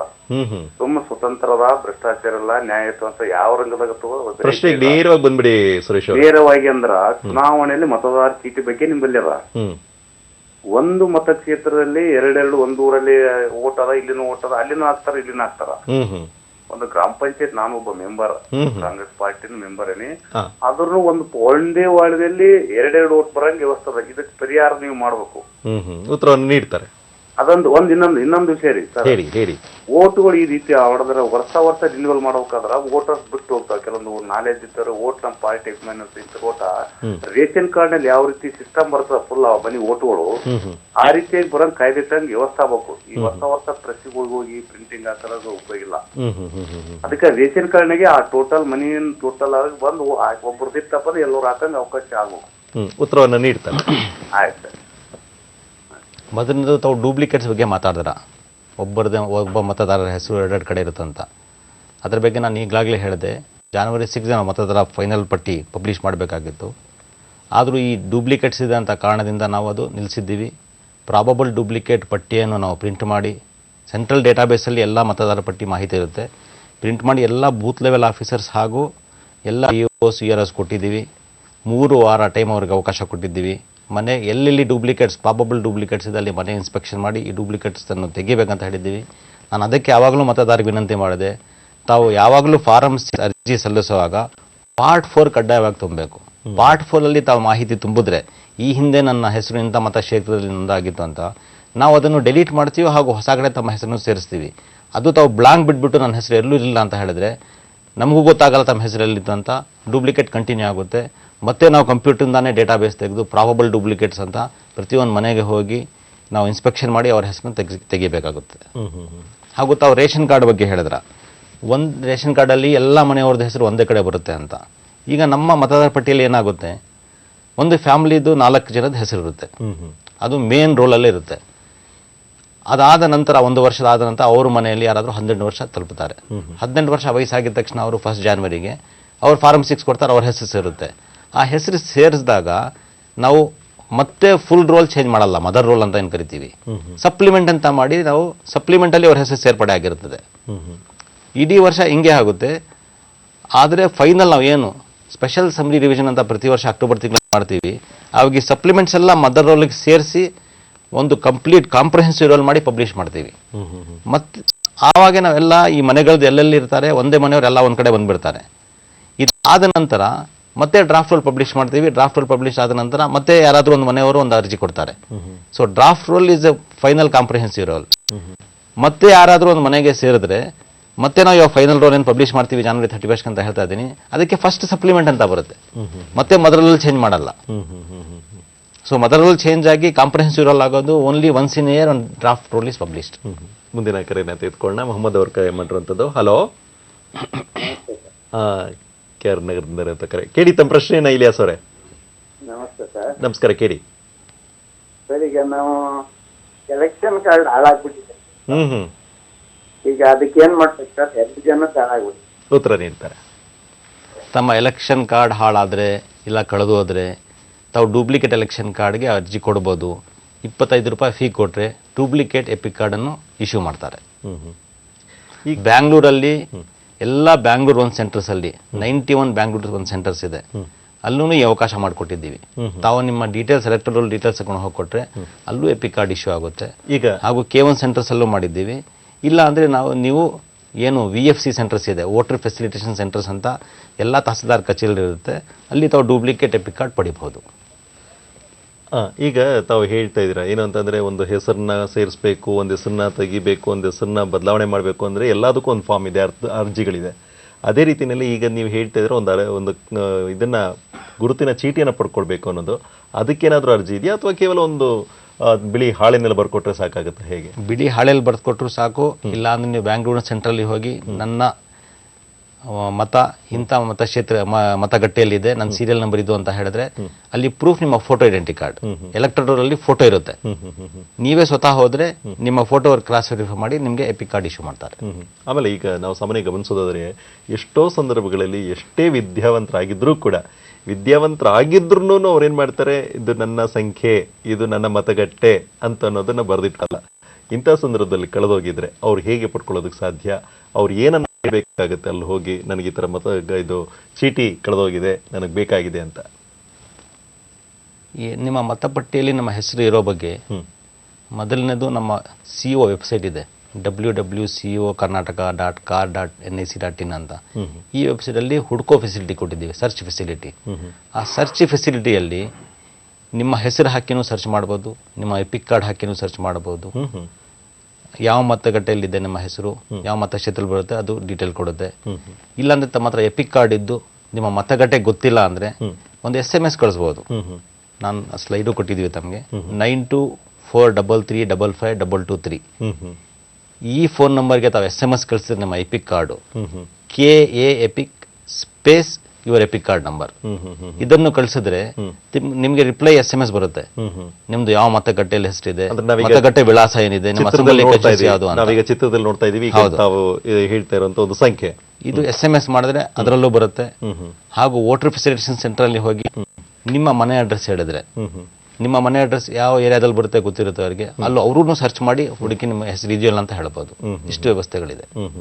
ಅಂದ್ರೆ ನಿಗದಿತವಾಗಿ ಇಂತಹ ಕ್ರಮ ಸಂಖ್ಯೆನೇ ಅಂತ ಹೇಳೋ ಅವಶ್ಯಕತೆ ಇಲ್ಲ. ಅದರ ಬದಲು ನಿಮ್ಮ ಎಪಿಕ್ ಕಾರ್ಡ್ ನಂಬರ್ ಇದ್ರೆ ಸಾಕು. That is A search facility, that is the key for searching your details. ಆಮೇಲೆ ಈಗ ಮತದಾರರ ಪಟ್ಟಿಯಲ್ಲಿ ಎಷ್ಟೋ ಸಂದರ್ಭಗಳಲ್ಲಿ ಏನಾಗುತ್ತೆ, ಹೆಸರು ಬದಲಾವಣೆ ಇರಬಹುದು, ಹೆಸರಿನಲ್ಲಿ ಆಗುವಂತ ತಪ್ಪುಗಳಿರಬಹುದು, ಈ ತರದ್ದೆಲ್ಲ ಸಮಸ್ಯೆಗಳಿದ್ದಂಥ ಸಂದರ್ಭದಲ್ಲಿ ಅದನ್ನ ಹೇಗೆ ಬದಲಾವಣೆ ಮಾಡ್ತೀರಾ? ನಿಮ್ಮ ಹೆಸರು ಮತದಾರ ಪಟ್ಟಿಯಲ್ಲಿ ಹೊಸದಾಗಿ ಸೇರಿಸಬೇಕು, ಇಲ್ಲ ಒಂದು ಮತಕ್ಷೇತ್ರ ಇನ್ನೊಂದು ಕ್ಷೇತ್ರಕ್ಕೆ ಹೋಗಿದ್ರೆ ಇಲ್ಲಿ ನಾನು ಕೇಳ್ತಿರುವಂತ ಅದೇ ನಾನು ಹೇಳ್ತೀನಿ, ಫಾರಂ 6 ಕೊಡ್ಬೇಕಂತ ಹೇಳಿದೆ ನಾನು. ಅದೇ ಪ್ರಕಾರ ನಿಮ್ಮ ಹೆಸರು ಡಿಲೀಟ್ ಮಾಡಬೇಕಂದ್ರೆ ಫಾರಂ 7 ಕೊಡಬಹುದು. ಅದೇ ರೀತಿ ನಿಮ್ಮ ಹೆಸರಲ್ಲಿ ಮಿಸ್ಟೇಕ್ಸ್ ಇದೆ, ಸ್ಪೆಲ್ಲಿಂಗ್ ತಪ್ಪಾಗಿದೆ, ಅಥವಾ ನಿಮ್ಮ ವಿಳಾಸದಲ್ಲಿ ತಪ್ಪಿದೆ, ವಯಸ್ಸಲ್ಲಿ ಬದಲಾವಣೆ ಇದೆ ಅಂತ ಅದಕ್ಕೆ ಫಾರಂ 8 ಅನ್ನು ಇದೆ, ನಮೂನೆ 8. ನಮೂನೆ 8 ಕೊಟ್ರೆ ತಾವು ಈ ಕರೆಕ್ಷನ್ಸ್ ಮಾಡ್ತೀವಿ. ಇನ್ನೊಂದು ನಮೂನೆ 8A ಅಂತ ಇದೆ. ಒಂದೇ ಅಸೆಂಬ್ಲಿ ಕಾನ್ಸ್ಟಿಟ್ಯೂನ್ಸಿಯಲ್ಲಿ ವಿಳಾಸ ಚೇಂಜ್ ಆಗುತ್ತೆ ಮನೆ, interpolation transposition of your name ಅಂತ ಹೇಳ್ತೀವಿ ನಾವು. ಅದಕ್ಕೆ 8A ಕೊಟ್ರೆ ಸಾಕು. 8 ವಿತಿನ್ ಅಸೆಂಬ್ಲಿ ಕಾನ್ಸ್ಟಿಟ್ಯೂನ್ಸಿ ತಾವು ವಿಳಾಸ ಬದಲಾವಣೆ ಆಗಿದ್ರೆ 8A ಕೊಟ್ರೆ ನೀವು ವಿಳಾಸ ಚೇಂಜ್ ಮಾಡಿ ಕೊಡ್ತಾರೆ. ಆಮೇಲೆ ಈಗ ಎಷ್ಟೋ ಸಂದರ್ಭಗಳಲ್ಲಿ ಏನಾಗುತ್ತೆ ಅಂತಂದ್ರೆ ವಯಸ್ಸಿನ ಬದಲಾವಣೆಗಳಾಗೋಗಿರುತ್ತೆ. ಅವ್ರು ಹೇಳಿರೋದೊಂದು, ಅವ್ರು ಬರ್ಕೊಂಡಿರೋದೊಂದು, ಮತ್ತೊಂದೇನು ಅಂತಂದ್ರೆ ಪಾಪ ಅವ್ರು ಹೇಳಿರ್ತಾರೆ ಸರಿಯಾಗೇನೆ, ಆದ್ರೂ ಅವ್ರು ಬರ್ಕೊಂಡಿರೋಂಥವ್ರು ಬೇರೆ ಬರ್ದಿರಬಹುದು. ಆಮೇಲೆ ಹೇಳ್ತಾರೆ ಇಂಥ ಸಂದರ್ಭಗಳಲ್ಲಿ ಅವ್ರು ಯಾವ ರೀತಿಯಲ್ಲಿ ವಯಸ್ಸನ್ನ ಬದಲಾವಣೆ ಮಾಡಿಸಬಹುದು? ನಮೂನೆ 8 ಕೊಟ್ಟು ವಯಸ್ಸನ್ನು ಬದಲಾವಣೆ ಮಾಡಬಹುದು. ಆ ಥರ ಮಾಡಬೇಕು ಅಂತಂದ್ರೆ ಏನಾದರೂ ದಾಖಲಾತಿಗಳು ಕೊಡಲೇಬೇಕಾಗತ್ತಾ, ಅಥವಾ ಇಲ್ದೇನೆ ಕೊಡೋದಕ್ಕೆ ಬದಲಾವಣೆ ಮಾಡೋದಕ್ಕೆ ಸಾಧ್ಯತೆಗಳಿದೆಯಾ? ಇಲ್ದೇನೆ ಕೊಡಬಹುದು, ಸಾಧ್ಯತೆ ಇದೆ. ನಾವು ದಾಖಲೆ ಯಾವಾಗ ಕೇಳ್ತೀವಿ ಅಂದ್ರೆ, ನಿಮ್ಮ ಹೆಸರು ಸೇರಿಸುವಾಗ ನಿಮ್ಮ ವಯಸ್ಸು 18 ಇಂದ 21 ಇದ್ರೆ ಮಾತ್ರ ದಾಖಲೆ ಕೇಳ್ತೀವಿ. If you are above 21 years, 21 ವಯಸ್ಸು ಮೀರಿದ್ರೆ ನೋಡಿದ್ರೆ ಗೊತ್ತಾಗುತ್ತೆ BLO ERO. ಸೊ ಆವಾಗ ನಾವು ದಾಖಲೆಯನ್ನು ಕೇಳಲ್ಲ, ನೇರವಾಗಿ ಹೇಳಿದ್ರೆ ಸಾಕು, ಅಷ್ಟು ಸಾಕಾಗುತ್ತೆ. ಹೌದು. ಈಗ ಮುಂದಿನ ಕರೆಯನ್ನು ತೆಗೆದುಕೊಂಡು ಯಾರಿಂದ ಕರೆ ಇರುವಂತದ್ದು ಬಸವರಾಜ್ ಅವರೇ, ಕೇಳಿ ತಮ್ಮ ಪ್ರಶ್ನೆಯನ್ನ. ಸರ್ ನಮಸ್ಕಾರ. ಸರ್ ನಮಸ್ಕಾರ, ಕೇಳಿ ಸರ್. ಈಗ ಎಲೆಕ್ಷನ್ ID ಕಾರ್ಡ್ ಮಾಡೋಕೆ ಮತ್ತೆ ಏನಾದ್ರು ಅವಕಾಶಗಳಿದೆಯಾ? 1 ಮಂತ್ ಬ್ಯಾಕ್ ಅಲ್ಲಿ ಇಟ್ಟಿದ್ರೆ ಸರ್ ತಮ್ಮ ಅಭಿಯಾನವನ್ನು ಅವಕಾಶಗಳು ಅಪ್ಲಿಕೇಶನ್ ಕರೆದಿದ್ರು ಸರ್. ಆದ್ರೆ ನಮ್ ಬೂತ್ ಲೆವೆಲ್ ಅಲ್ಲಿ ಹಳ್ಳಿಗಳಲ್ಲೆಲ್ಲ ಸ್ವಲ್ಪ ಪಬ್ಲಿಷ್ ಆಗಿರೋ ಕಾರಣ ಅದು ಯಾರು ಕೊಟ್ಟಿಲ್ಲ ಅಪ್ಲಿಕೇಶನ್ ಸರ್ ನಮ್ಮ ಹಳ್ಳಿಗಳಲ್ಲಿ. ಅದರಿಂದ ಹಳ್ಳಿ ನಮ್ದು ಬರೋದು ಗುರುಮಿಟ್ಕಲ್ ಮತಕ್ಷೇತ್ರದಲ್ಲಿ ಉತ್ತರವನ್ನ ನೀಡ್ತಾರೆ. ಮತದಾರ ಪಟ್ಟಿಯಲ್ಲಿ ತಮ್ಮ ಹೆಸರನ್ನು ಸೇರಿಸೋದು ನಿರಂತರ ಪ್ರಕ್ರಿಯೆ. ನಾವು ವರ್ಷದಲ್ಲಿ ಸ್ಪೆಷಲ್ ಸಮ್ಮರಿ ರಿವಿಷನ್ ಏನು ಮಾಡ್ತೀವಿ, ಅಕ್ಟೋಬರ್ ಟು ಜಾನ್ವರಿ. ಆವಾಗ ಎಲ್ಲ ಬೂತ್ ಲೆವೆಲ್, ಎಲ್ಲ ಮತಗಟ್ಟೆಯಲ್ಲಿ ಬೂತ್ ಲೆವೆಲ್ ಆಫೀಸರ್ಸ್ ಕೂತ್ಕೊಂಡು ಅಪ್ಲಿಕೇಶನ್ ರಿಸೀವ್ ಮಾಡ್ತಾರೆ, ಸ್ಪೆಷಲ್ ರಿವ್ಯೂ ತಗೊಳ್ತೀವಿ. ಇದು ಮುಗಿದ ನಂತರ ಜಾನ್ವರಿ 31ಗೆ ನಾವು ಫೈನಲ್ ರೋಲ್ ಪಬ್ಲಿಷ್ ಮಾಡಿದ ಮತ್ತೆ ತಾವು ಅರ್ಜಿ ಸಲ್ಲಿಸೋಕೆ ಅವಕಾಶ ಇದೆ. ಫಾರಂ 6 ಕೊಡ್ಬೋದು, ಫಾರಂ 7, ಫಾರಂ 8, ಫಾರಂ 8A, ಯಾವ ಅರ್ಜಿ ಬೇಕಾದರೂ ಸಲ್ಲಿಸಬಹುದು, ಹಾಗೂ ತಮ್ಮ ಹೆಸರುಗಳನ್ನು ಸೇರಿಸಬಹುದು. ಮುಂದಿನ ಕರೆಯನ್ನು ತೆಗೆದುಕೊಳ್ಳೋಣ. ತ್ಯಾಗರಾಜನಗರದಿಂದ ಕರೆ ಇರುವಂತದ್ದು ಲಲಿತಾ ಅವರೇ, ಕೇಳಿ ತಮ್ಮ ಪ್ರಶ್ನೆನ. ಕೇಳಿ. ಹಲೋ ಸರ್, ನಮಸ್ಕಾರ ಸರ್. ನಮಸ್ಕಾರ, ಕೇಳಿ ಕೇಳಿ. ಸರ್, ಇದು ನನ್ನ ಮಗನಿಗೆ 21 ವರ್ಷ ಆಗ್ತಾ ಇದೆ. ನಾನು ಒಂದು ಎಲೆಕ್ಷನ್ ಇದಕ್ಕೆ ಸೇರಿಸಬೇಕು ಹೆಸರು ಅಂದ್ಬಿಟ್ಟು ಅಪ್ಲಿಕೇಶನ್ ಕೊಟ್ಟಿದ್ದೆ. ಈಗ ಒಂದು 2012 6ನೇ ತಿಂಗಳಲ್ಲಿ ಒಂದು, ಮತ್ತೆ ಮೊನ್ನೆ 2013 ಏಪ್ರಿಲ್ ಅಲ್ಲಿ ಒಂದ್ಸಲ ಕೊಟ್ಟೆ ಅಪ್ಲಿಕೇಶನ್. ಈಗ ಮೊನ್ನೆ ನವೆಂಬರ್ ಅಲ್ಲೂ ಒಂದು ಅಪ್ಲಿಕೇಶನ್ ಕೊಟ್ಟೆ. ಆದ್ರೆ ಅದ್ರ ಬಗ್ಗೆ ಏನೂ ಹೋಗಿ ಕೇಳ್ತಿದ್ರೆ ಇದು ಸಬೂಬ್ ಹೇಳ್ತಾರೆ. ನಾ ಹಂಗೂ ಕೇಳಿದೆ, ನಾವು ಕೊಟ್ಟಿರೋ ಅಪ್ಲಿಕೇಶನ್ ಏನಾರ ವ್ಯತ್ಯಾಸಗಳಿದೆಯಾ ಕೇಳಿ ಅಂತ, ನೋಡಿ ಅಂತ. ಆಯ್ತಮ್ಮ ಇಟ್ಬಿಟ್ಟು ಹೋಗಿ ನೋಡ್ತೀವಿ ಅಂತ ಹೇಳ್ತಾರೆ. 3 ಸಲ ಆಯ್ತು ಕೊಟ್ಟು ನಾನು. ಹಂಗೂ ಈ ಸಲ ಅಪ್ಲಿಕೇಶನ್ ಇದು 3ನೇ ಬಾರಿ ಕೊಡ್ತಾ ಇರೋದು ಅಷ್ಟು ಬರ್ಕೊಟ್ಟಿದೀನಿ. ಮತ್ ನಾನು ನಿನ್ನೆ ಹೋಗಿ ಕೇಳಿದಾಗ ಇನ್ನೂ ಬಂದಿಲ್ಲ ಅಂತ ಹೇಳ್ತಾರೆ. ಏನ್ ಮಾಡ್ಬೇಕು ಸರ್ ನನಗೆ? ಉತ್ತರವನ್ನು ನೀಡ್ತಾರೆ. ಒಂದ್ಸರ್ತಿ ಅರ್ಜಿ ಕೊಟ್ಟ ಮೇಲೆ ತಾವು ಅದಕ್ಕೊಂದು ಅಕ್ನಾಲಜ್ಮೆಂಟ್ ಅಂತ ಕೊಡ್ತಾರೆ. ನಿಮ್ಮಿಂದ ಫಾರಂ 6 ಪಡೆದಿದ್ವಿ ಅಂತ ಯಾರಿಂದ ಪಡೆದಿರ್ತಾರೆ ಅವರ ಅಕ್ನಾಲಜ್ಮೆಂಟ್ ಕೊಡ್ತಾರೆ. ಆ ಅಕ್ನಾಲಜ್ಮೆಂಟೇ ಒಂದು ಬೇಸಿಸ್. ಆ ಅಕ್ನಾಲಜ್ಮೆಂಟಲ್ಲಿ ಇಟ್ಕೊಂಡು ತಾವು ವೆರಿಫೈ ಮಾಡ್ಬೋದು. ನಿಮ್ಮ ಬೂತ್ ಲೆವೆಲ್ ಆಫೀಸರ್ ಇಲ್ಲ ವಾರ್ಡ್ ಆಫೀಸಲ್ಲಿ ಉತ್ತರ ಕೊಟ್ಟಿಲ್ಲ ಅಂದರೆ EROಗೆ ತಾವು ಮಾತಾಡ್ಬೋದು, ಎಲೆಕ್ಟ್ರಲ್ ರೋಲ್ ರಿಜಿಸ್ಟ್ರೇಷನ್ ಆಫೀಸರ್ಗೆ. ಯೂಶಲಿ BBMP ಏರಿಯಾದಲ್ಲಿ ಏನು ರೆವೆನ್ಯೂ ಆಫೀಸರ್ಸ್ ಇದ್ದಾರೆ, ರೆವೆನ್ಯೂ ಕಲೆಕ್ಟ್ ಮಾಡ್ತಾರೆ, ಅವರೆಲ್ಲ EROಗಳಾಗಿದ್ದಾರೆ. ರೆವೆನ್ಯೂ ಆಫೀಸರ್ಸ್ ಮಟ್ಟದಲ್ಲಿ ನಿಮಗೆ ಉತ್ತರ ಸಿಕ್ಕಿಲ್ಲ ಅಂದರೆ ಅವ್ರ ಮೇಲೆ ಇರೋದು ಜಿಲ್ಲಾ ಚುನಾವಣಾಧಿಕಾರಿಗಳಂತ ಹೇಳ್ತೀವಿ ನಾವು. ಬ್ಯಾಂಗ್ಳೂರಿಗೆ 28 ಅಸೆಂಬ್ಲಿ ಕಾನ್ಸ್ಟಿಟ್ಯೂನ್ಸಿಗೆ ಕಮಿಷನರ್ BBMP ಜಿಲ್ಲಾ ಚುನಾವಣಾ ಅಧಿಕಾರಿ ಆಗ್ತಾರೆ. ಆದರೆ ಅವ್ರು ಸಿಗೋ ತಮ್ಮ ಕಷ್ಟ ಅಂತ ನಾವು ಅಡಿಷ್ನಲ್ ಡಿಸ್ಟ್ರಿಕ್ಟ್ ಎಲೆಕ್ಷನ್ ಆಫೀಸರ್ ಅಂತ ಅಪಾಯಿಂಟ್ ಮಾಡಿದ್ದೀವಿ. Additional commissioner BBMP, joint commissioner BBMP south, north, ಹಾಗೂ ಬ್ಯಾಂಗ್ಳೂರ್ ಅರ್ಬನ್ ಡಿಸ್ಟ್ರಿಕ್ಟ್ DC ಕೂಡ ಅಡಿಷನಲ್ ಡಿಸ್ಟ್ರಿಕ್ಟ್ ಎಲೆಕ್ಷನ್ ಆಫೀಸರು. ಅವ್ರ ಹತ್ರ ಹೋಗಿ ನೀವು ಕಂಪ್ಲೇಂಟ್ ಮಾಡಿ ಇದರ ಅಕ್ನಾಲಜ್ಮೆಂಟ್ ಕೊಟ್ಟಿದ್ದೀವಿ ನಾವು, ನಮ್ದು ಏನಾಯಿತು ಹೆಸರು ಸೇರಿದೆಯಲ್ಲ ಅಂತ. ಒಂದ್ಸತಿ ಅರ್ಜಿ ಕೊಟ್ಟ ಮೇಲೆ ಎಲೆಕ್ಟ್ರಲ್ ರಿಜಿಸ್ಟ್ರೇಷನ್ ಆಫೀಸರ್ ಅದನ್ನು ಅಕ್ಸೆಪ್ಟ್ ಮಾಡಬೇಕು, ಕಾರಣಗಳು ಹೇಳಿ ಎಲ್ಲ ಸರಿ ಇದೆ ಅಂತ. ಇಲ್ಲ ಅಂದರೆ ರಿಜೆಕ್ಟ್ ಮಾಡೋಕ್ಕೂ ಕಾರಣ ಹೇಳಿ ರಿಜೆಕ್ಟ್ ಮಾಡಬೇಕು. ರಿಜೆಕ್ಟ್ ಮಾಡ್ಬೋದು, ಮಾಹಿತಿ ತಪ್ಪಿದೆ, ನಮ್ಮ BLO ಹೋದಾಗ ಆ ವಿಳಾಸದಲ್ಲಿ ಇರಲಿಲ್ಲ ಅಂದರೆ. ಈ 2 ಮಾಡಲೇಬೇಕು. ಹಾಗೆ ಪೆಂಡಿಂಗ್ ಇಡೋದು, ಆಮೇಲೆ ನೋಡ್ತೀವಿ ಅಂತ ಹೇಳೋದು ಅದು ತಪ್ಪು. ಆ ಥರ ಆದರೆ ಮೇಲಾಧಿಕಾರಿಗಳ ಗಮನಕ್ಕೆ ತಂದರೆ ಅದನ್ನು ಪರಿಹಾರ ಮಾಡ್ಬೋದು. ಹಾಗಿದ್ರೆ ಈಗ ಸ್ವೀಕೃತಿ ಪತ್ರ ಅಂತ ನಾವು ಹೇಳ್ತಿದ್ವಿ, ಅಕ್ನಾಲಜ್ಮೆಂಟ್. ಹೌದು. ಈ ಸ್ವೀಕೃತಿ ಪತ್ರವನ್ನು ಎಷ್ಟೋ ಜನ ತೆಗೆದುಕೊಳ್ಳಲ್ಲ. ಕಾರಣ ಏನು ಅಂತಂದ್ರೆ ಅಲ್ಲ, ಆ ಅರ್ಜಿನಲ್ಲೇ ಇರುತ್ತೆ, ಅರ್ಜಿನಲ್ಲೇ ಕೊನೆ ಇರುತ್ತೆ. ಆದ್ರೂ ಕೂಡ ಕೆಲವು ಸಂದರ್ಭಗಳಲ್ಲಿ ಏನಾಗುತ್ತೆ, ಹಾ ಸರಿ ಅಂತನ್ಬಿಟ್ಟು ತೆಗೆದುಕೊಂಡು ತೆಗೆದುಕೊಳ್ಳುವಂತ ಅಧಿಕಾರಿಗಳು ಅದನ್ನ ಕೊಡದೇ ಇರುವಂತ ಅಧಿಕಾರಿಗಳು ಒಂದು ಕಡೆ ಇರ್ಬೋದು, ಅಥವಾ ತಾವು ಹೇಳ್ತಾ ಇದ್ರೆ ಈಗಾಗಲೇ ಅಲ್ಲಿ ನೇರವಾಗಿ ಹೋಗ್ತಾರೆ, ಅಲ್ಲಿರುವಂತಹ ಸ್ಥಳೀಯವಾಗಿರುವಂತಹ ಸ್ವಯಂ ಸೇವಾ ಸಂಸ್ಥೆಗಳಿರ್ಬೋದು ಅಥವಾ ವ್ಯಕ್ತಿಗಳು, ಸಹಾಯ ಮಾಡುವಂಥ ವ್ಯಕ್ತಿಗಳು ಅವ್ರು ತೆಗೆದುಕೊಂಡಿರ್ತಾರೆ, ಆದ್ರೆ ಅವರು ಸ್ವೀಕೃತಿ ಪತ್ರವನ್ನು ನೀಡಿರೋದಿಲ್ಲ. ಇಂಥ ಸಂದರ್ಭಗಳಲ್ಲಿ ಇಂತಹ ವ್ಯತ್ಯಾಸಗಳಾದ್ರೆ ಏನ್ ಮಾಡುವಂಥದ್ದು? ಸ್ವಯಂ ಸೇವಾ ಸಂಸ್ಥೆ ಅರ್ಜಿ ತೆಗೆದುಕೊಂಡ್ರು ಕೂಡ ಅವರು ನೇರವಾಗಿ ERO ಕೊಡಲ್ಲ, BLOಗೆ ಕೊಡ್ತಾರೆ. BLOಗೆ ಕೊಟ್ಟಾಗ ಅಕ್ಲಾಜ್ಮೆಂಟ್ ತಗೊಂಡಿರ್ಬೇಕು. ಅಕ್ಲಾಜ್ಮೆಂಟ್ ತಗೊಂಡ್ರೆ ಮಾತ್ರ ನಾವು ಹೇಳ್ಬೋದು ನಾವು ಅರ್ಜಿ ಕೊಟ್ಟಿದ್ವಿ ಅಂತ. ಇಲ್ಲ ಅಂದ್ರೆ ಕಷ್ಟ ಆಗುತ್ತೆ. ಅರ್ಜಿ ಕೊಟ್ಟಿದ್ರಲ್ಲ ಅಂದ್ರೆ ಸಂಶಯ ಬಂದ್ಬಿಡುತ್ತೆ. ಅದಕ್ಕೆ acknowledgement is A must. Acknowledgement ಇದ್ರೆ ಮಾತ್ರ ತಾವು ಹೋಗಿ ಕೇಳ್ಬೋದು, ಇಲ್ಲ ಅಂದ್ರೆ ಅವ್ರು ಕೊಟ್ಟಿಲ್ಲ ಅಂತಾನು ಹೇಳ್ಬೋದು, ಅಂತ ಪರಿಸ್ಥಿತಿನೂ ಬರ್ಬೋದು. ಈಗ ಮತದಾನ ಮಾಡುವಂಥ ಸಂದರ್ಭದಲ್ಲಿ ತಾವು ಒಂದು ಮಾತು ಹೇಳ್ತಾ ಇದ್ರೆ ಅವಾಗ, ಯಾಕೆಂದ್ರೆ ಪ್ರಶ್ನೆಯನ್ನು ಕೇಳಿದಂಥ ಉದ್ದೇಶಕ್ಕೋಸ್ಕರ, ಎಷ್ಟೋ ಸಂದರ್ಭಗಳಲ್ಲಿ ಅವರಲ್ಲಿರುವಂಥ ದಾಖಲಾತಿಗಳು ಕಳ್ಕೊಂಡಿರುವಂಥ ಸಾಧ್ಯತೆಗಳಿರಬಹುದು, ಅಥವಾ ಅವರಿರುವಂಥದ್ದು ಒಂದು ಊರಾದರೂ ಕೂಡ ಕೆಲಸ ಮಾಡೋ ಉದ್ದೇಶಕ್ಕೋಸ್ಕರ ಬೇರೆ ಸ್ಥಳದಲ್ಲಿ ಏನೋ ಒಂದು ಕೆಲವು ದಿನಗಳಿಗೋಸ್ಕರ ಬಂದಿರಬಹುದು, ಮತ್ತೆ ಹೋಗಿ ಅಲ್ಲಿ ಓಟನ್ನು ಮಾಡುವಂಥ ಅಂಥ ಸಂದರ್ಭದಲ್ಲಿ ಅವರು ಕೆಲವೊಂದು ದಾಖಲಾತಿಗಳನ್ನು ತರದಿರ್ಬೋದು, ಅಥವಾ ದಾಖಲಾತಿಗಳು ಅವ್ರ ಹತ್ರ ತಕ್ಷಣಕ್ಕೆ ಸಿಗದೇ ಇದ್ರೂ ಕೂಡ ಕಳ್ಕೊಂಡಿರಬಹುದು. ಇಂಥ ಸಂದರ್ಭಗಳಲ್ಲಿ ತಾವು ಕೊಟ್ಟಿರುವಂಥ ಚೀಟಿಯನ್ನು ಹಿಡ್ಕೊಂಡು ಹೋಗದೇ ಇದ್ರೂ ಕೂಡ ಅಲ್ಲಿರುವಂಥ ಫೋಟೋ ನೋಡಿ ಅವ್ರಿಗೆ ಅವಕಾಶ ಕೊಡುವಂಥ ಅವಕಾಶಗಳಿದೆಯಾ? ಇಲ್ಲ. ಅದಕ್ಕೆ ನಮ್ಮ ಚುನಾವಣಾ ಆಯೋಗದವರು ವೋಟರ್ ಸ್ಲಿಪ್ ಅಂತ ನಾವೇ ಪ್ರಿಂಟ್ ಮಾಡಿ ಹಂಚ್ತೀವಿ. ಪೋಲ್ ಡೇ 5th ಮೇ ಇತ್ತು ಅಸೆಂಬ್ಲಿಯಲ್ಲಿ, ನಾವು 3ನೇ 3rd ಮೇ ಹಾಗೂ 4ನೇ ಮೇ ತಿಂಗಳಲ್ಲಿ ಈ ವೋಟರ್ ಸ್ಲಿಪ್ ಮನೆಗೂ BLO ಹಚ್ಚಿದ್ದಾರೆ. ಆ ವೋಟರ್ ಸ್ಲಿಪ್ ಐಡೆಂಟಿಫಿಕೇಶನ್ ತಗೊಂಡು ಹೋದ್ರೂ ಸಾಕು, ಮತ ಚಲಾಯಿಸ ಅವಕಾಶ ಕೊಡ್ತೀವಿ. ಬಟ್ ಯಾವ್ದಾದ್ರು ಒಂದು ಐಡೆಂಟಿಫಿಕೇಶನ್ ಪ್ರೂಫ್ ಇರಲೇಬೇಕು. ಮುಂದಿನ ಕರೆಯನ್ನು ತೆಗೆದುಕೊಂಡು ಬಹಿರಂಗದಿಂದ ಕರೆ ಇರುವಂತದ್ದು ರೋಹಿತ್ ಅವರೇ, ಕೇಳಿ ತಮ್ಮ ಪ್ರಶ್ನೆಯನ್ನ. ಸರ್, ನಮ್ಗೆ ಐಡೆಂಟಿ ಕಾರ್ಡ್ ಅಲ್ಲಿ ಮತ್ತು ಮಾರ್ಕ್ಸ್ ಕಾರ್ಡ್ ಅಲ್ಲಿ ಎಲ್ಲ ನಮ್ ಡೇಟ್ ಆಫ್ ಬರ್ತ್ ಜಾಸ್ತಿ ಇದೆ. ಆಕ್ಚುಲಿ ನಮ್ ಡೇಟ್ ಆಫ್ ಬರ್ತ್ ಇರೋದು 89, ಆಮೇಲೆ ಇವಾಗ ಮಾರ್ಕ್ಸ್ ಕಾರ್ಡ್ ಅಲ್ಲೆಲ್ಲ ಇರೋದು 87 ಅಂತ ಇದೆ. ನಮ್ 7th ಇಂದ ಇರೋದು 89 ಅಂತಾನೆ ಇತ್ತು ಮಾರ್ಕ್ಸ್ ಕಾರ್ಡ್ ಅಲ್ಲಿ. ಸ್ಕೂಲಲ್ಲಿ ಹಚ್ಕೊಂಡಿರೋದು 89 ಅಂತ 87 ಅಂತ ಹಚ್ಕೊಂಡ್ಬಿಟ್ಟಿದ್ದಾರೆ.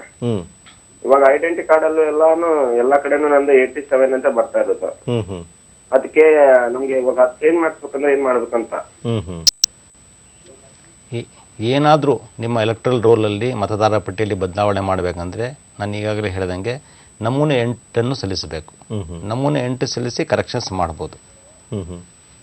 ನಮೂನೆ 8 ಸಲ್ಲಿಸ್ಬಿಟ್ಟು ನಿಮ್ಮ ಏಜ್ ಚೇಂಜ್ ಮಾಡಿಸ್ಬೋದು, ನಿಮ್ಮ ಅಡ್ರೆಸ್ ಚೇಂಜ್ ಮಾಡ್ಬೋದು, ಹೆಸರಲ್ಲಿ ಸ್ಪೆಲ್ಲಿಂಗ್ ತಪ್ಪಾಗಿದ್ರು ಚೇಂಜ್ ಮಾಡ್ಬೋದು. ಬಟ್ ನಮೂನೆ 8 ಕಡ್ಡಾಯ. ಆಮೇಲೆ ಈಗ ಸಾಮಾನ್ಯವಾಗಿ ನಾವು ನೋಡೋದಾದ್ರೆ ಈ ಶೇಕಡ ಮತದಾನ ಎಲ್ಲೋ ಒಂದು ಕಡೆ ತುಂಬಾ ಕಡಿಮೆ ಆಗ್ತಿದೆ ಅನ್ನೋಂಥದ್ದಿದೆ.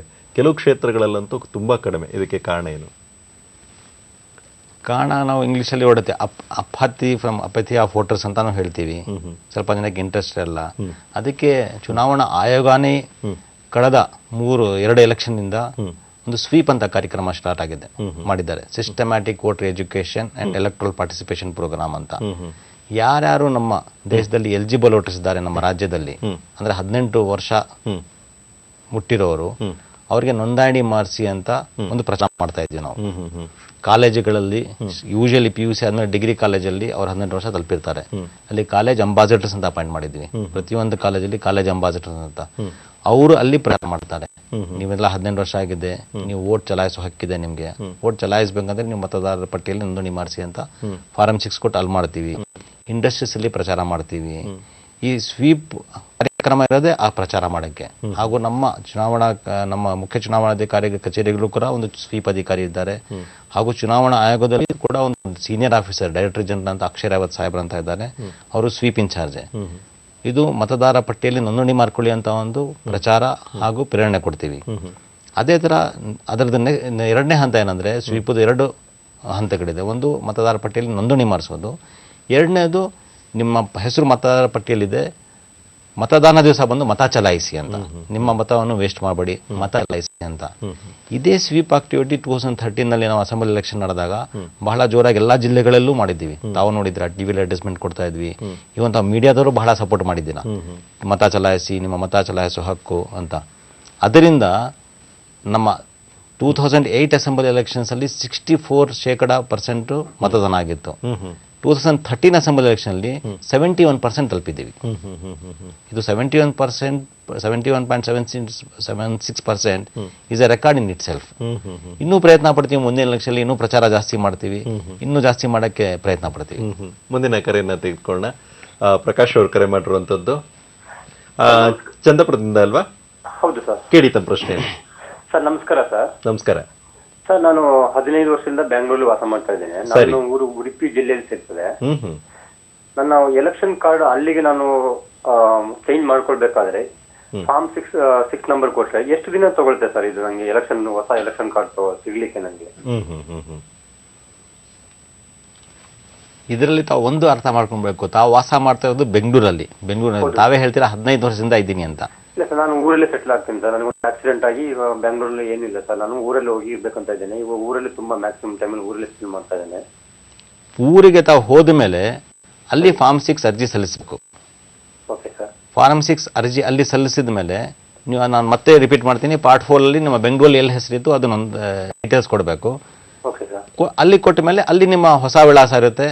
ನೀವು ಅರ್ಜಿ ಕೊಟ್ಟ ಮೇಲೆ ಬೂತ್ ಲೆವೆಲ್ ಆಫೀಸರ್ಸ್ ಬಂದು ತಮ್ಮ ಮನೆ ಇನ್ಸ್ಪೆಕ್ಟ್ ಮಾಡ್ತಾರೆ, ನೀವು ಅಲ್ಲೇ ಇದ್ದೀರೋ ಇಲ್ಲ ಅಂತ. ಅಡ್ರೆಸ್ ಪ್ರೂಫ್ ಚೆಕ್ ಮಾಡ್ತಾರೆ. ಚೆಕ್ ಮಾಡಿದ ನಂತರ ತಮ್ಮ ಹೆಸರನ್ನು ಅಲ್ಲಿ ಸೇರಿಸೋದು, ಏನು ತೊಂದರೆ ಇಲ್ಲ. ಆಮೇಲೆ ಒಂದು ಮಾತು ತಾವು ಹೇಳ್ತಾ ಇದ್ರಿ, ಏನು ಅಂತಂದ್ರೆ ನೋಡಿ, ನಾವು ಶೇಕಡ ಮತದಾನವನ್ನ ಇಷ್ಟು ಮಟ್ಟಿಗೆ ಹೆಚ್ಚಿದೀವಿ ಅಂತನ್ಬಿಟ್ಟು. ಇದು ಈ ರೀತಿಯಲ್ಲಿ ನಾವು ಸಾಮಾನ್ಯವಾಗಿ ಹಳ್ಳಿಗಳ ಕಡೆ ನೋಡಬಹುದು. ಆದರೆ ನಗರ ಪ್ರದೇಶಗಳಲ್ಲಿ ಮತದಾನ ಸ್ವಲ್ಪ ಕಡಿಮೆ ಆಗ್ತಿದೆ ಅನ್ನುವಂಥ ಮಾತಿದೆ. ಯಾಕೆ ಅಂತ? ಅಲ್ಲ, ಈ ಬಾರಿ ಅಸೆಂಬ್ಲಿ ಚುನಾವಣೆ ತಾವು ನೋಡಿರ್ಬೋದು, ಬ್ಯಾಂಗ್ಳೂರಲ್ಲಿ BBMPಲಿ ಸ್ಪೆಷಲ್ ಕಾರ್ಯಕ್ರಮಗಳು ಹೊಂದ್ಕೊಂಡಿದ್ರು.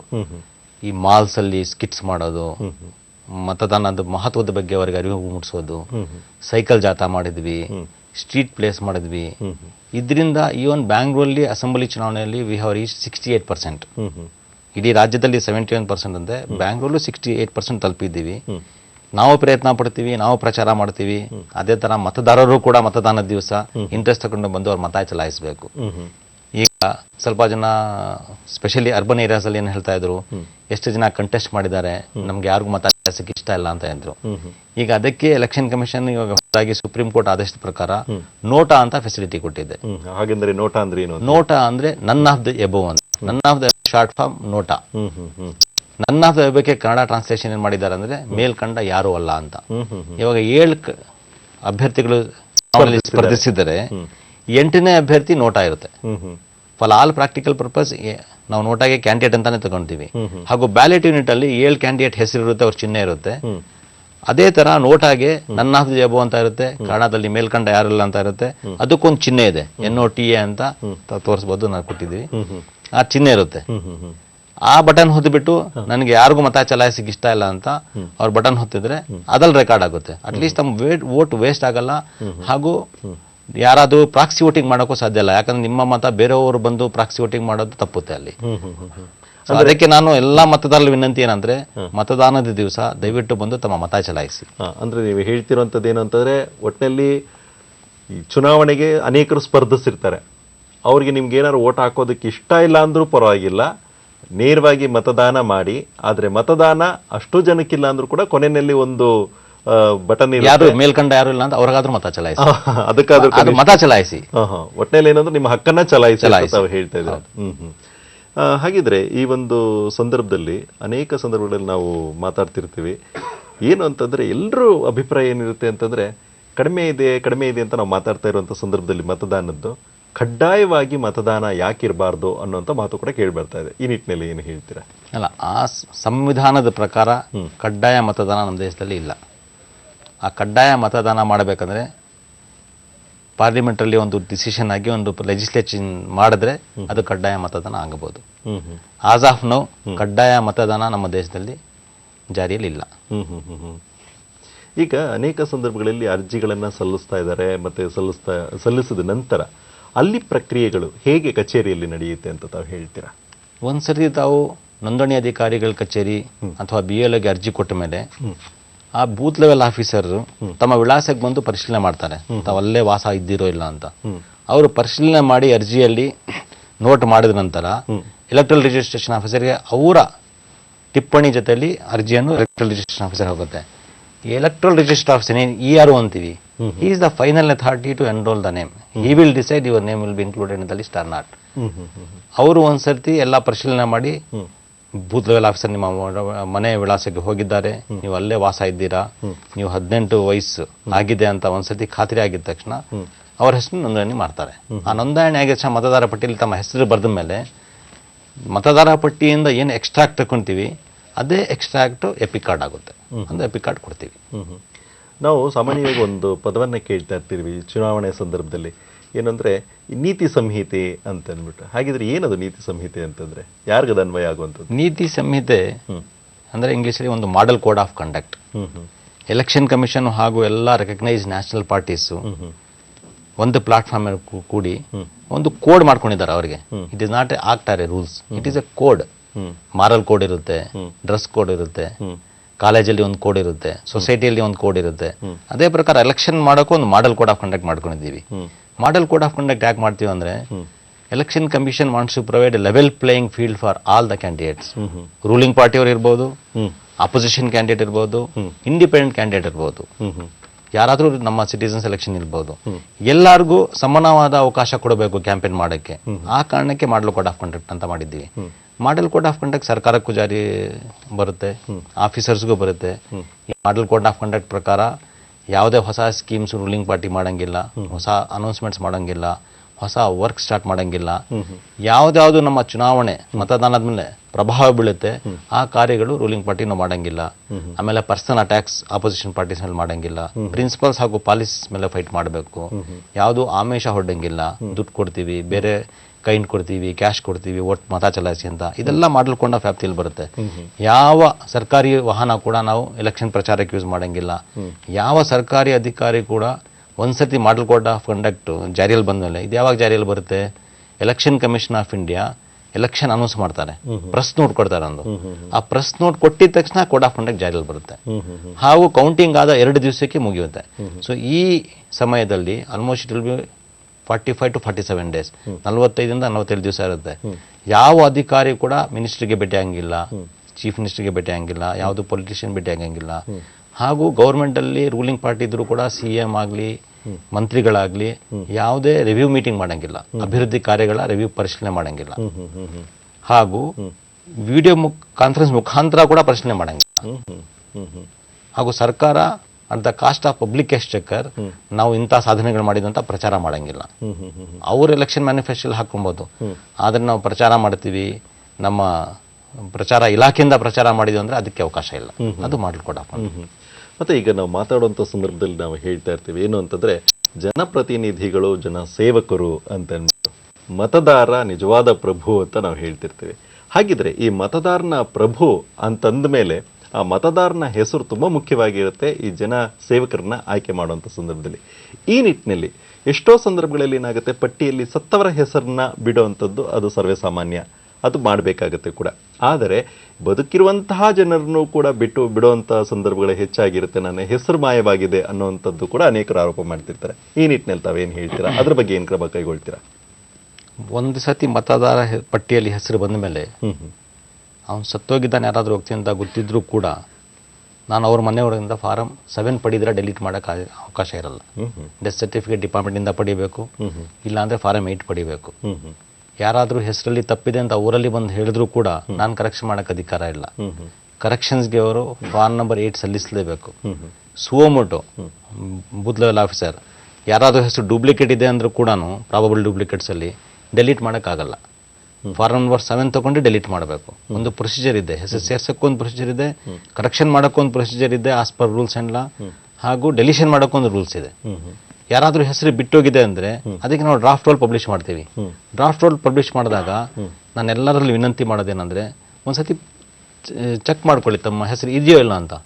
ಇಲ್ಲ ಅಂದ್ರೆ ಫಾರಂ 6 ತಗೊಂಡು ಇನ್ಕ್ಲೂಷನ್ ಮಾಡ್ಕೊಳ್ಳಿ. ಸರ್ವೇ ಸಾಮಾನ್ಯವಾಗಿ ಸುವೋಮೋಟೋ ಡೆಲಿಷನ್ ಆಗೋದೇ ಇಲ್ಲ, ಫಾರಂ 7 ತಗೊಂಡು ಡಿಲೀಟ್ ಮಾಡಬೇಕು.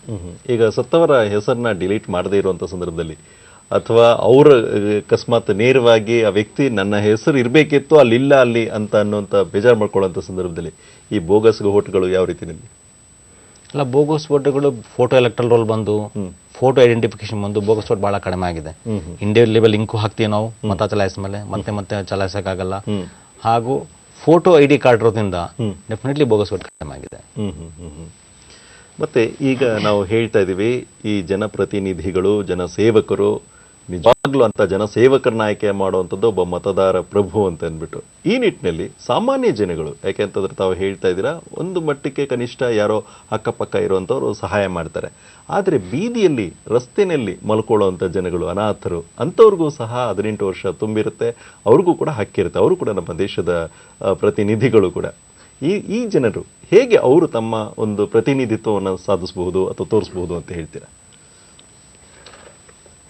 RP ಆಕ್ಟ್ ಪ್ರಕಾರ ಹಾಗೂ code of conduct of election rule ಅಂತ ರೂಲ್ಸ್ ಇದೆ ಇಂಡಿಯನ್ ಸಿಟಿ. ಅದ್ರ ಪ್ರಕಾರ ಶೆಲ್ಟರ್ಲೆಸ್ ಪೀಪಲ್, ಮನೆ ಇಲ್ಲ, ಅವರು ಫುಟ್ಪಾತ್ ಮೇಲೆ ಮಲಗ್ತಾರೆ, ಒಂದು ಫ್ಲೈಓವರ್ ಬ್ರಿಡ್ಜ್ ಕೆಳಗಡೆ ಮಲಗ್ತಾರೆ, ಅಂಥವ್ರಿಗೂ ಕೂಡ ಮತದಾರ ಪಟ್ಟಿಯಲ್ಲಿ ಹೆಸರು ಸೇರಿಸಕ್ಕೆ ಹಕ್ಕಿದೆ, ಅಧಿಕಾರ ಇದೆ.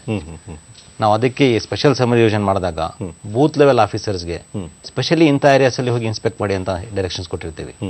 ಇನ್ಸ್ಪೆಕ್ಟ್ ಮಾಡಿ ಅವರಿಂದ ಅರ್ಜಿ ಪಡೆದು ಯಾರಾದರೂ ವ್ಯಕ್ತಿ he should be ordinary resident of that place to be enrolled. ಆ ಶೆಲ್ಟ್ರಿ ಕೆಳಗಡೆ ಮಲಗ್ತಾ ಇದ್ರೆ 2 nights ಹೋಗಿ ಬೂತ್ ಲೆವೆಲ್ ಆಫೀಸರ್ ಇನ್ಸ್ಪೆಕ್ಟ್ ಮಾಡಿ ಅವ್ರು ಅಲ್ಲೇ ಮಲಗ್ತಾ ಇದ್ರೆ that will be his residential address.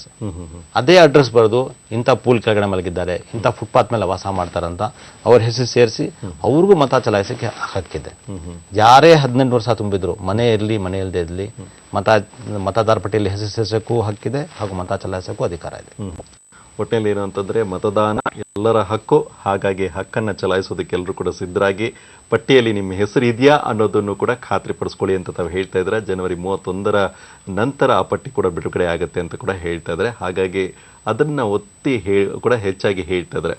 ಇದುವರೆಗೂ ಈ ಮತದಾನದ ಬಗ್ಗೆ, ಅದರಲ್ಲೂ ಕೂಡ ಚುನಾವಣಾ ಪ್ರಕ್ರಿಯೆ ಯಾವ ರೀತಿಯಲ್ಲಿ ನಡೆಯುತ್ತೆ ಮತ್ತು ತಾವು ಯಾವ ರೀತಿಯಲ್ಲಿ ಭಾಗವಹಿಸಬೇಕಾಗುತ್ತೆ, ನಿಮ್ಮ ಕರ್ತವ್ಯ ಏನು ಅನ್ನೋದ್ರ ಬಗ್ಗೆ ಹೆಚ್ಚಿನ ಮಾಹಿತಿಯನ್ನು ನೀಡಿದಂಥವರು ಮುಖ್ಯ ಚುನಾವಣಾಧಿಕಾರಿಗಳ ಕಚೇರಿಯ ಅಪರ ಮುಖ್ಯ ಚುನಾವಣಾಧಿಕಾರಿಗಳಾದಂಥ ಶ್ರೀ SG Aul ಅವರು.